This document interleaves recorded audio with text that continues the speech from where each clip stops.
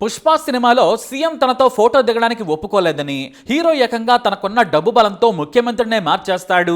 ఇప్పుడు నిజంగానే బయట కూడా అల్లు అర్జున్ ఏకంగా తెలంగాణ సీఎంను మార్చేందుకు కొన్ని శక్తులతో ప్రయత్నిస్తున్నాడని కొంతమంది సొల్లు కబుర్లు చెప్పుకుంటున్నారు. రియల్ లైఫ్కు తేడా తెలియకుండా మాట్లాడుతున్నారు మూర్ఖులు. ఇటు అల్లు అర్జున్ మీద కొంతమంది నోరు పారేసుకుంటున్నారు, అటు సీఎం రేవంత్ రెడ్డి మీద కూడా తప్పుడు కమెంట్స్ చేస్తున్నారు. వాస్తవానికి రియల్ లైఫ్లో అల్లు అర్జున్ మాత్రమే కాదు, ఎంత పెద్ద స్టార్ అయినా వ్యాపారవేత్త అయినా పొలిటికల్ పవర్ ముందు జీరో. తన దగ్గర డబ్బులున్నా లక్షలాది మంది ఫ్యాన్స్ ఉన్నా కూడా అది సినిమాకే పరిమితం. రాజ్యాంగబద్ధ పదవిలో ఉన్న సీఎం స్థాయి వ్యక్తి నీడను కూడా టచ్ చేయలేరు. అలాగే కేసుల నుంచి లాక్కోలేక పీక్కోలేక స్టేషన్లో నిందితుడిలా పోలీసుల ప్రశ్నలను ఎదుర్కోవాలి. ఇప్పుడు బన్నీ చేసింది అదే. పుష్ప 2 బంపర్ హిట్ అయింది, కానీ అల్లు అర్జున్ మొదట్లో ఆ క్యారెక్టర్ నుంచి బయటకు రాలేదు. ఆయన బాడీ లాంగ్వేజ్ చూసినట్లయితే నేను బయట కూడా హీరోనే, నా లెవెల్ వేరేనట్లుగా నటించారు. అది కుదరదు, తగ్గాల్సిందే. పోలీస్ స్టేషన్లో 3 గంటల పాటు విచారణ ఎదుర్కొన్నాడు అల్లు అర్జున్. అయితే సీఎం రేవంత్ రెడ్డి అసెంబ్లీలో సంధ్య థియేటర్ తొక్కిసలాట గురించి ప్రస్తావన తర్వాత అల్లు అర్జున్ ప్రెస్ మీట్ పెట్టకుండా ఉంటే వివాదం ఎంత పెద్దదయ్యేది కాదు.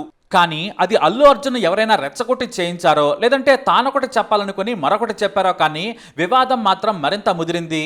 అయితే ఇప్పటికైతే రేవంత్ రెడ్డి వర్సెస్ అల్లు అర్జున్ వివాదం ముగిసినట్టే. ఎందుకంటే అల్లు అర్జున్ తన టీంతో కలిసి 2 కోట్ల రూపాయల ఆర్థిక సాయాన్ని చిన్నారి శ్రీతేజ్కి ప్రకటించారు. అల్లు అరవింద్ దీన్ని అందజేశారు.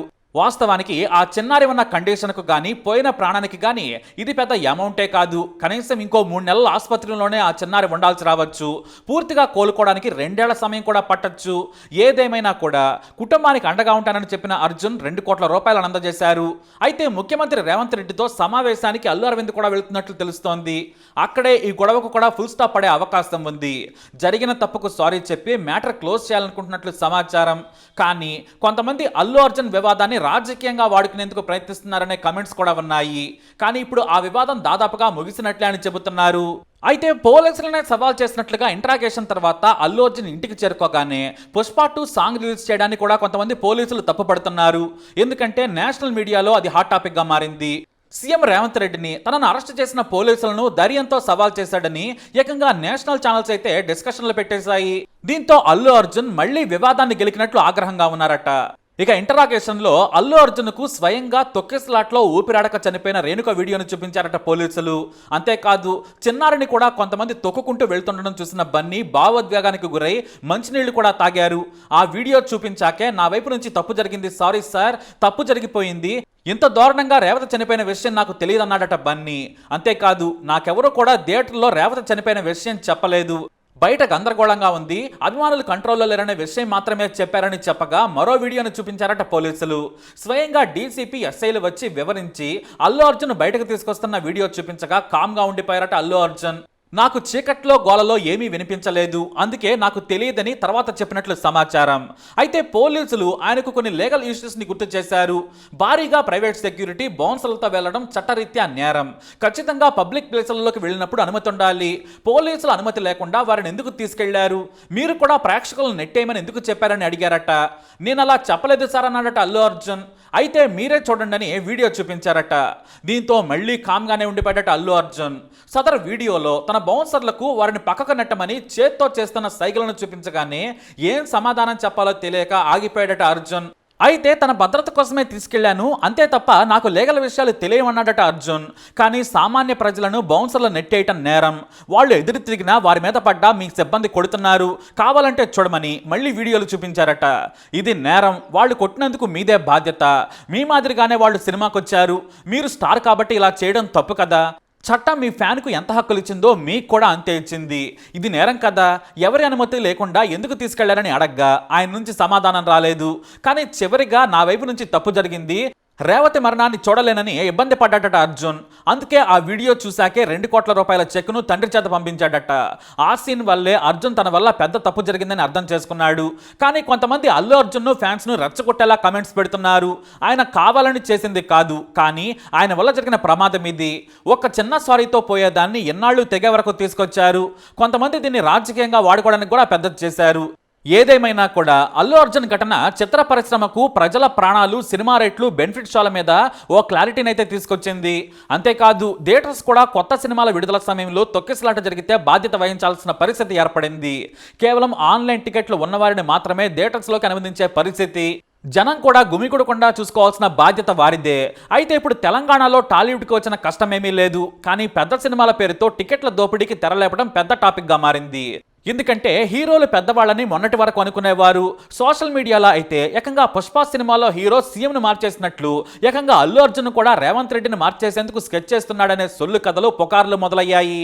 ఇక మరికొంతమంది అయితే చిరంజీవి రంగంలోకి దిగాడు, సోనియా గాంధీని కలిసి రేవంత్ రెడ్డిని మార్చేయాలని ప్లాన్ చేస్తున్నాడనే సిల్లీ కామెంట్స్ కూడా మొదలుపెట్టారు.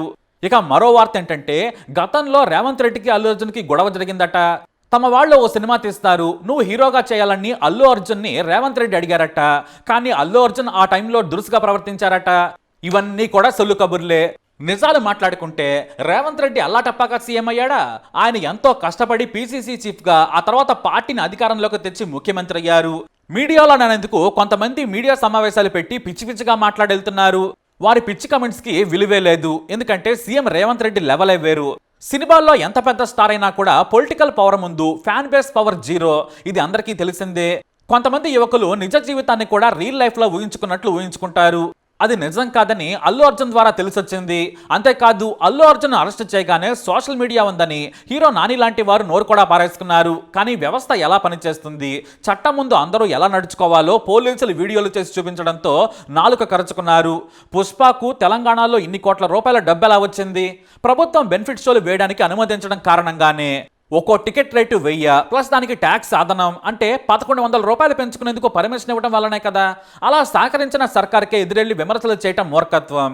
ఈ విషయాలన్నీ తెలియకుండా ఎవరి నోటికొచ్చినట్లు వాళ్ళు కామెంట్స్ చేస్తూ ఉన్నారు. చట్టాలు పనిచేస్తాయి. ఇలాంటివి జరిగినప్పుడే సామాన్య ప్రజలకు కూడా చట్టం మీద గౌరవం పెరిగేలా చేస్తాయి. అంతేకాని మనిషికో తీరుగా ఉండవు చట్టాలు. ఏదేమైనా తప్పులు ఒప్పులు కోర్టుకు వదిలేస్తే మంచిది. జరిగిందేదో జరిగిపోయింది. అల్లు అర్జున్ రేపు సినిమా తీయాలన్నా సర్కారు సాయం కావాలి. ఆయన బయటకు వెళ్ళినా పోలీసుల సాయం తీసుకోవాలి.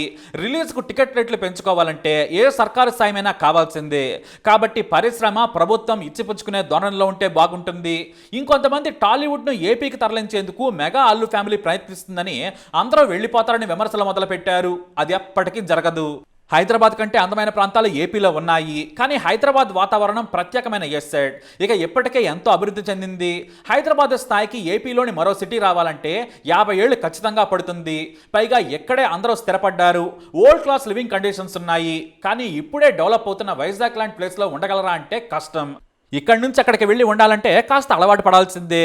సరే, ఏపీకి పరిశ్రమ వెళ్ళిందనుకున్నాం, పెద్దగా తెలంగాణకు దానివల్ల నష్టమేమీ ఉండదు. సినిమా ఏపీలో తీసినా తెలంగాణలో తీసినా 2 చోట్ల నడవాల్సిందే. ఒకవేళ అలాగాని వెళితే తెలంగాణలో కొత్త లోకల్ టాలెంట్ బయటకు వస్తుంది. ఇది నిజం. ఎందుకంటే ప్రతిదానికి కొంత మంచి కొంత చెడు ఉంటాయి. ఏపీకి తరలి వెళితే ట్యాక్సుల రూపంలో ప్రభుత్వానికి ఆదాయం తగ్గుతుంది, కానీ లోకల్ టాలెంట్ పెరుగుతుంది. అయితే ఏపీలో ఉన్న సినిమా అభిమానులు తెలంగాణలో ఉండరు. మొదటి నుంచి కూడా ఏపీలో ఉన్న సినిమా పిచ్చి తెలంగాణలో అయితే లేదు. అక్కడ సినిమాలకు కానీ హీరోలకు కానీ రాజకీయాలతో అనుబంధాలు, కులాలకు లింకులు ఉంటాయి. అంటే తెలంగాణతో పోల్చుకుంటే తెలంగాణలో ఆ గోల లేకుండా సినిమా చూస్తారు. కాబట్టి అల్లు అర్జున్ ఘటన తాత్కాలికమైన వివాదమే. మరో వారం అయితే అంతా సద్దుమడుగుతుంది. కానీ ఈ కేసు తేలే వరకు కోర్టుకు అల్లు అర్జున్ వెళ్లాల్సిందే. అది మాత్రం తప్పదు. చట్టం ముందు తగ్గాల్సిందే. పుష్ప తగ్గాడు. మరి మీరేమంటారు? మీ అభిప్రాయాన్ని కమెంట్ ద్వారా తెలియజేయండి. ఈ వీడియో అప్డేట్స్ కోసం మై ఛానల్ ఫాలో అవ్వండి. అలాగే తప్పకుండా సబ్స్క్రైబ్ చేసుకోండి.